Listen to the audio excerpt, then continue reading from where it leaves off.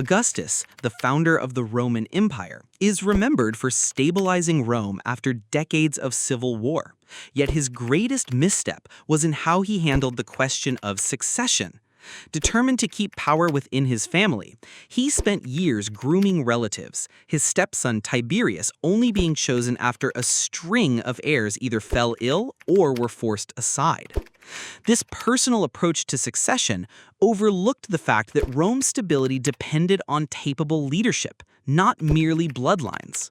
By insisting on dynastic continuity over merit, Augustus set a precedent that future emperors would follow, sometimes with disastrous results. The empire he built was strong enough to survive him, but his system meant that the quality of leadership became a matter of luck rather than design.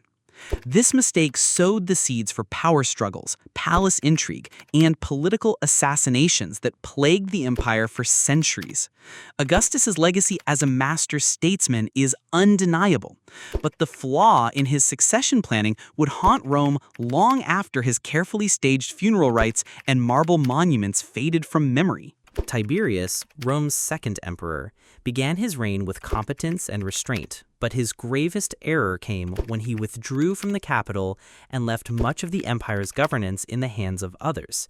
Initially, his decision to step back from public life and retreat to the island of Capri might have seemed like a move for personal comfort or to avoid political tension. In reality, it created a dangerous power vacuum in the heart of the empire. Without the emperor's steady presence in Rome, unscrupulous figures like the Praetorian prefect Sejanus consolidated influence, manipulating trials, executing rivals, and spreading fear. Tiberius's absence meant he often ruled by letters sent from afar, disconnected from the political atmosphere and unable to gauge the shifting allegiances within the Senate and military. This detachment bred suspicion and paranoia, leading to a climate of mistrust that eroded the stability Augustus had worked so hard to establish. By isolating himself, Tiberius allowed intrigue to fester unchecked, turning his later years into a period marked by political purges and deepening unrest, an ominous sign for what lay ahead in imperial rule. Caligula burst onto the imperial stage with promises of generosity and reform, but his biggest mistake was allowing unchecked extravagance and personal whims to dominate his rule. Early in his reign, he enjoyed immense popularity by granting bonuses to the military, hosting lavish games, and freeing those imprisoned under Tiberius. Yet this generosity quickly morphed into reckless spending that drained the treasury. To refill it, Caligula imposed harsh taxes and even auctioned palace furniture, alienating both the elite and common citizens. His disregard for senatorial dignity, whether by humiliating senators in public or threatening to appoint his horse as consul, destroyed any chance at cooperation with Rome's governing class. These antics overshadowed real policy and cemented his reputation as a ruler driven more by personal spectacle than the stability of the state. By undermining both the Senate's respect and the empire's finances, Caligula destabilized the political balance Augustus had crafted, leaving his short reign remembered less for its early reforms and more for the chaos it unleashed. Claudius, often underestimated due to his physical disabilities and scholarly demeanor, surprised Rome by proving to be an effective administrator and conqueror, notably adding Britain to the empire. Yet his greatest error lay in his over-reliance on a small circle of freedmen and members of his household for key administrative roles. While these men were capable, they were loyal primarily to Claudius himself, not to the state, which created a shadow government operating beyond senatorial oversight. This dependence bred resentment among Rome's elite, who saw their influence eroded by palace insiders with little traditional political pedigree. Worse, it opened the door for corruption and intrigue within the imperial court, where personal gain often outweighed public service. Claudius's trust in these figures also allowed his wives, most notably Agrippina the Younger, to wield extraordinary power, sometimes with fatal consequences for rivals. Although his reign brought tangible territorial and legal reforms, his governance model planted seeds of mistrust between the emperor and the Senate, a divide that would trouble many of his successors. Nero, ascending to power as a young and charismatic figure, initially benefited from capable advisors like Seneca and Burrus. However, his greatest mistake was abandoning sound governance in favor of personal indulgence and artistic ambition. Obsessed with public performances, chariot racing, and elaborate building projects, Nero diverted resources and attention away from Rome's pressing military and administrative needs. His lavish spending strained the treasury, forcing heavy taxation that alienated provinces and citizens alike. When a massive fire swept through Rome, his decision to focus on constructing the opulent Domus Aurora rather than prioritizing relief efforts convinced many that he cared more for his own legacy than his people suffering. Distrust deepened as he turned on senators and generals suspected of disloyalty, leading to purges that eroded the empire's leadership pool. By neglecting both military preparedness and political alliances, Nero weakened the foundations of imperial authority, setting the stage for the chaos of the Year of the Four Emperors and ensuring his reign would be remembered more for spectacle and scandal than for lasting achievements. Galba, the first ruler after Nero's fall, entered Rome with a reputation for discipline and moral rectitude. Many hoped he would restore order after years of extravagance, but his biggest mistake was alienating nearly every faction he needed to survive. Determined to refill the treasury, Galba canceled rewards promised to the Praetorian Guard and imposed harsh financial measures on the provinces. His refusal to pay soldiers the customary donative upon his accession shattered military loyalty almost immediately. Instead of securing allies among the Senate or the legions, he surrounded himself with unpopular advisors whose decisions seemed self-serving. Galba also misread the urgency of the moment, acting with the slow deliberation of a peacetime administrator in the midst of a volatile power vacuum. As rival claimants like Otho gathered support, Galba's inability to inspire loyalty or offer incentives proved fatal. In a political landscape where military backing determined survival, his rigid adherence to austerity and moral principle left him isolated, paving the way for his swift and violent. Otho, who seized power after orchestrating Galba's downfall, initially positioned himself as a more generous and adaptable ruler. His biggest mistake, however, was rushing into a direct military confrontation with Vitellius, another claimant to the throne, before consolidating his own power base. Eager to secure legitimacy, Otho led his forces into battle at Bedriacum in northern Italy, despite having options for a more strategic, drawn-out campaign. His haste ignored the advice of experienced commanders and placed him at a disadvantage against Vitellius's seasoned troops. Though his army fought bravely, the defeat shattered his fragile hold on the empire. Faced with the prospect of a prolonged civil war, Otho chose to end his life rather than continue fighting, a gesture seen by some as honorable, but one that left Rome in further turmoil. His brief reign demonstrated the peril of prioritizing swift military glory over the patient building of alliances and resources, especially in the volatile environment of the Year of the Four Emperors. Vitellius, rising to power on the support of the legions in Germany, squandered his position almost as soon as he reached Rome. His greatest mistake was indulging in excessive feastings, public entertainments, and personal luxuries, while neglecting the empire's pressing military and political challenges.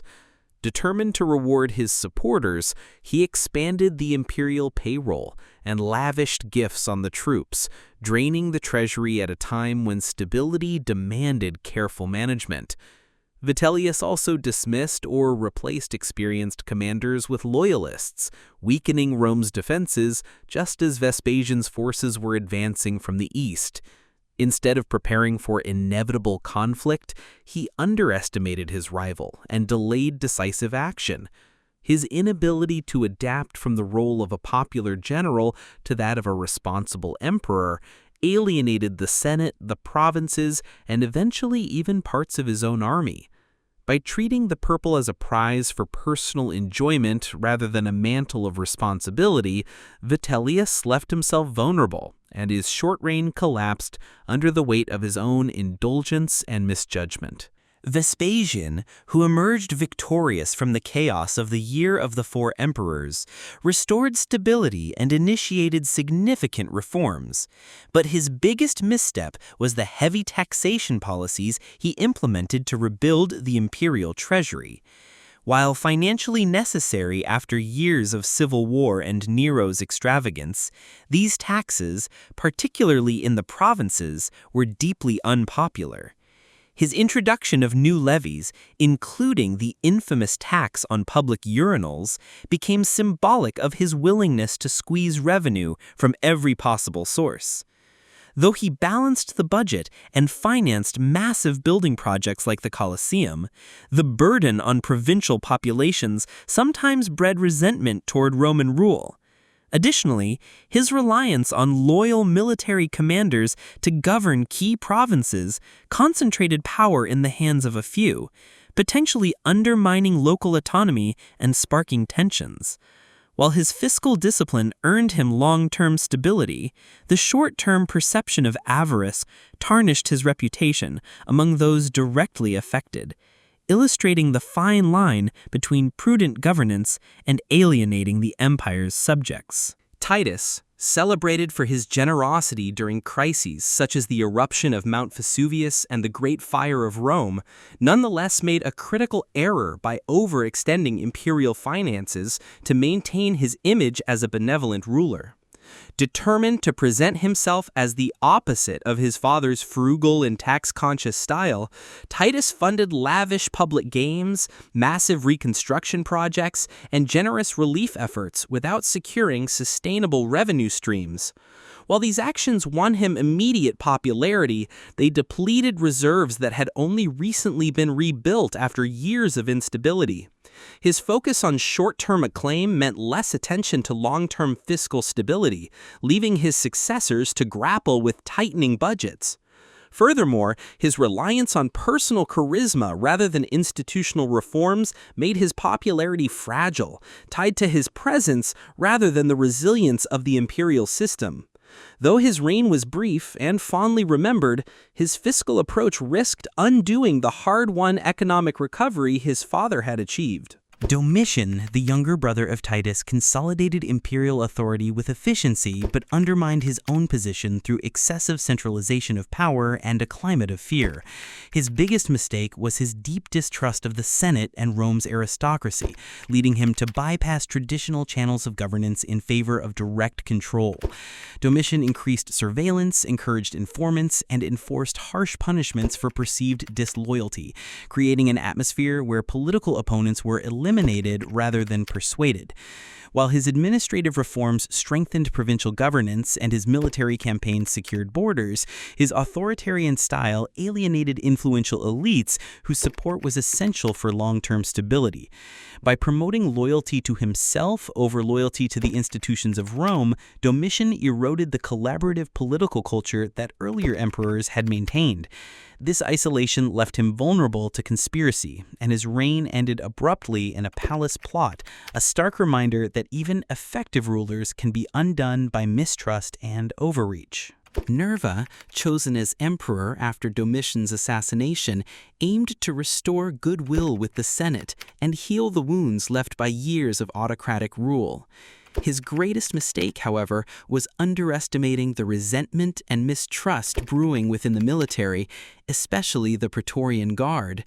In his push to distance himself from Domitian's authoritarianism, Nerva reversed some of the previous ruler's policies and punished individuals associated with his regime, alienating powerful soldiers who had benefited under Domitian. The situation reached a crisis when the Praetorian Guard openly revolted, taking Nerva hostage and forcing him to hand over the assassins of their former patron. Though he managed to avoid direct harm, the incident humiliated the emperor and exposed his lack of control over the military. Realizing that without army support his reign would collapse, Nerva adopted the respected general Trajan as heir, a move that restored stability but highlighted how dangerously close his misjudgment had brought the empire to another civil war. Trajan, remembered as one of Rome's most capable emperors, expanded the empire to its greatest territorial extent. But his biggest mistake came with his overambitious eastern campaign against the Parthian Empire. Initially successful, Trajan pushed deep into Mesopotamia, capturing key cities and briefly claiming the title Parthicus. However, this expansion stretched Roman supply lines to the breaking point, exposed his forces to unfamiliar terrain and climate, and stirred rebellions both in the east and in newly conquered provinces. The prolonged fighting drained resources and diverted attention from pressing issues in the west, leaving borders vulnerable. Moreover, the campaign lacked a sustainable plan for holding the vast new territories, making the victories fleeting. By the time of his passing, Rome was already withdrawing from much of the land he had seized, turning a moment of apparent triumph into a costly overreach. His ambition, while glorious in the short term, highlighted the limits of imperial expansion and the dangers of pursuing glory over stability. Hadrian, succeeding Trajan, is often praised for consolidating and strengthening the empire's borders, but his greatest misstep was his heavy-handed suppression of the Bar Kokhba revolt in Judea. Initially, Hadrian's policies there, such as founding a Roman colony on the site of Jerusalem and banning certain religious practices, were intended to integrate the province more closely into the empire. Instead, they provoked a fierce and organized rebellion that dragged on for years, costing massive resources and manpower. The war ended in Roman victory, but at an immense human and economic cost, leaving the province devastated and depopulated. This harsh response alienated not only the local population, but also diminished Rome's moral authority in other restive regions. By prioritizing rigid cultural assimilation over more flexible provincial governance, Hadrian turned what could have been a manageable tension into one of the bloodiest uprisings of his reign, casting a shadow over his otherwise pragmatic approach to leadership. Antoninus Pius, often celebrated for presiding over one of the most peaceful and prosperous periods in Roman history, nonetheless made a critical mistake by avoiding necessary military reforms and strategic preparations. His reign was marked by stability, but his reluctance to engage in proactive defense or strengthen the army left the empire less prepared for the challenges that would arise in the following decades. Antoninus preferred diplomacy and fortification to active campaigning, which kept costs low and public contentment high during his lifetime. However, the lack of field experience among commanders, the aging of military infrastructure, and the absence of rigorous frontier testing meant that his successor, Marcus Aurelius, inherited a more fragile defense system than appearances suggested. While Antoninus's peaceful approach was admirable, it also created a dangerous complacency, one that would be exploited by external threats once his steady hand was no longer guiding the empire. Marcus Aurelius, the philosopher-emperor, is admired for his wisdom and stoic leadership during turbulent times. But his greatest error was his choice of successor. Breaking with the tradition set by the adoptive emperors before him, Marcus appointed his biological son, Commodus, as heir. This decision was driven by a desire to maintain a familial dynasty, but it ignored clear signs that Commodus lacked the discipline, judgment, and sense of duty required to rule effectively. While Marcus spent much of his reign on campaign defending the empire from northern invasions, he had limited opportunity to prepare his son for leadership. The result was a smooth transfer of power that quickly turned into instability and mismanagement under Commodus's reign. By prioritizing bloodline over merit, Marcus inadvertently set in motion a decline in political stability that undid much of the progress achieved during the era of the five good emperors. Commodus, inheriting the throne from Marcus Aurelius, squandered the disciplined governance of his predecessors through vanity and self-indulgence. His most damaging mistake was the deliberate abandonment of Rome's military and administrative priorities in favor of personal spectacle. Commodus styled himself as a gladiator emperor, participating in arena combats and spending vast sums on public entertainments, which eroded imperial finances. He neglected frontier defense, relying heavily on subordinates whose loyalty was often bought rather than earned. This created openings for corruption, unrest, and the weakening of military discipline. His obsession with personal glory extended to renaming months, cities, and even Rome itself after his own titles, alienating the Senate and much of the political elite.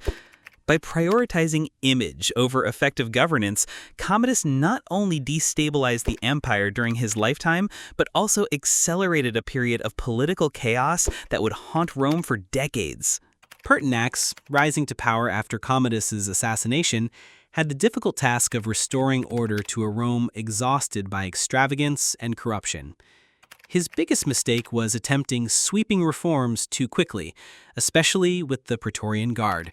Determined to rein in their excesses and restore discipline, Pertinax cut back on privileges, enforced stricter regulations, and tried to reestablish military order. While these moves were well-intentioned, they directly threatened the lucrative lifestyle the Guard had enjoyed under Commodus. His refusal to compromise and his rapid pace of change left him with few allies among those who controlled the immediate security of the emperor. Just 3 months into his reign, resentment within the Praetorian Guard boiled over, and they turned on him, ending his rule abruptly.